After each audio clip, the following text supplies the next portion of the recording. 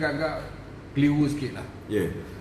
Bagaimanakah mekanisme Tan Sri Muhyiddin boleh bekerjasama dengan Datuk Seri Najib dalam pembentukan kerajaan PN pada masa akan datang? Macam mana cara dia nak? Sedangkan kita kena faham Datuk Seri Najib ni, dia ni statesman. Dia negarawan. Bila ahli Parlimen UMNO dan BN 41 orang, adalah 1-2 yang tak bersetuju untuk membentuk kerajaan Perikatan Nasional. Tapi bila majoriti dah setuju, dia follow majoriti, kan? Sebab niat tu baik untuk menghentikan kecelakaan yang dibawa oleh DAP, kan? Tetapi apa yang kita persetujui ialah untuk menyingkirkan DAP sehingga pilihan raya yang akan datang. Faham tak? Kita kena faham, pembentukan kerajaan di luar pilihan raya ni tak betul. Ini salah. Itu yang orang kata pintu belakang. Jadi macam mana pun, kalaupun kita tak mahu DAP, sepatutnya ini hanya langkah sementara. Maknanya bila dah stabil 6 bulan, setahun, maka perlu diadakan satu pilihan raya umum, supaya mandat untuk memilih siapa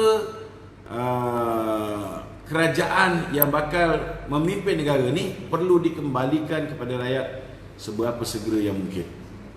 Jadi saya masih lagi berpegang kepada kenyataan Datuk Seri Najib. Dia mengatakan bahawa sokongan kita kepada kerajaan, tidak ada kerjasama di antara UMNO dengan PPBM di dalam Perikatan Nasional, sebuah parti politik. Tidak ada. Yang ada MP UMNO bekerjasama dengan MP PPBM, PAS, GPS dan rakan-rakan untuk membentuk kerajaan. Dan ianya terhenti apabila kita berhadapan dengan pilihan raya umum yang akan datang. Maknanya pilihan raya umum yang akan datang, kalau ikut apa yang Datuk Seri Najib cakap tu, maka pilihan raya umum akan datang, kita akan berdiri atas kaki kita sendiri, kan? Kalau macam dengan PAS, okey, kita ada piagam yang kita dah tanda tangan dengan PAS. Maknanya ada kerjasama dengan PAS di dalam muafakat nasional. Saya harap ini je lah yang akan diteruskan. So selepas PRK Sabah, PRK Slim, kita akan menghadapi satu lagi PRN Sabah yang bakal diadakan tak lama lagi lah. So Datuk, ada kemungkinan besar tak Laskar Cyber akan meletakkan calon-calonnya di PRN Sabah? Pertama saya nak beritahu, Laskar Cyber ni sebuah NGO. Tapi matlamat dia selain daripada pendidikan politik, kita juga kena ambil tahu tentang perkembangan politik negara.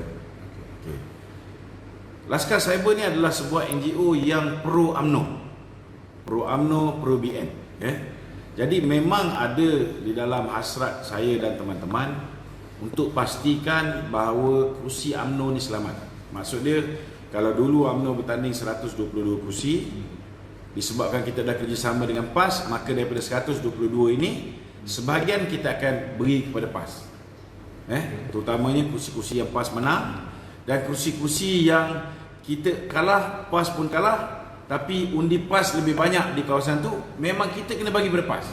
Itu hak dia, kerana kita sudah membentuk satu kerjasama. Tetapi kalau ada kursi-kursi Barisan Nasional diberikan kepada PPBM, maka kita akan mempertimbangkan untuk meletakkan calon bagi bertanding di kursi-kursi yang UMNO gadaikan kepada PPBM. Sebab bagi saya, UMNO kena pegang pada prinsip awal, iaitu kerjasama. Ini pun dah salah sebenarnya. Membentuk kerajaan bersama dengan PPBM pun sudah kita langgar kehendak ahli. Kerana tahun lepas Datuk Zahid Hamidi ketika ucapan dasar dia mengatakan bahawa kita tidak akan membentuk kerajaan pintu belakang bersama dengan mana-mana parti di dalam Pakatan Harapan. Patutnya bila dia berucap dalam ucapan dasar, lepas tu ucapan dasar dia dibahaskan, kemudian diluluskan oleh perwakilan, maka kalau dia nak ubah keputusan ni, dia kena kembali buat EGM, Extraordinary General Meeting. ataupun mesyuarat agung khas, Himpunan Agung khas. Tapi dia tak buat. Ini satu benda yang saya tentang lah. Dia tak buat. Mula-mula nak kerjasama dengan Mahathir. Kan? Tapi bila Mahathir tak ada, dia kerjasama dengan Muhyiddin, okey lah, kurang sikit. Kita sangka baik. Kita mengharapkan Muhyiddin ni sudah berubah. Dia dah sedar bahawa Mahathir ni memang penipu. Dia dah sedar dia kena tipu. Kita mengharapkan dia ni ikhlas bekerjasama dengan kita. Rupa-rupanya bila kita tolong dia, dia sumbatnya Datuk Najib, lepas ni dia sumbatnya Datuk Zahid pula. Kan? So itu sebabnya saya berpandangan, okey. Untuk pilihan raya Sabah ni tak ada sebab kita nak letak calon bebas. Sebab Datuk Seri Bom Mokhtar, Pengerusi Perhubungan UMNO Negeri Sabah, sudah pun memutuskan bahawa kita akan BN akan bertanding semua kursi. Jadi bila BN bertanding semua kursi, maka salah satu daripada lawan kita dalam pilihan raya umum, pilihan raya negeri Sabah ialah Bersatu. So Bersatu tidak akan berada di dalam Barisan Nasional. Barisan Nasional akan bertanding secara sendirian. So kita kalau kita ada calon, memang banyak orang minta nak jadi calon bebas ni. Saya kata no. Kena faham, kita letak calon bebas ni nak menyelamatkan Barisan Nasional, nak menyelamatkan UMNO. Jadi kalau UMNO bertanding di semua kursi bersama dengan rakan-rakan BN, kenapa kita nak kena letak calon? Kita bagi kalau ada kursi UMNO yang kita setuju bagi pada PAS, maka kita support lah pada PAS. Kenapa kita letak calon bebas? Ini kena jelas. Betul. Okey.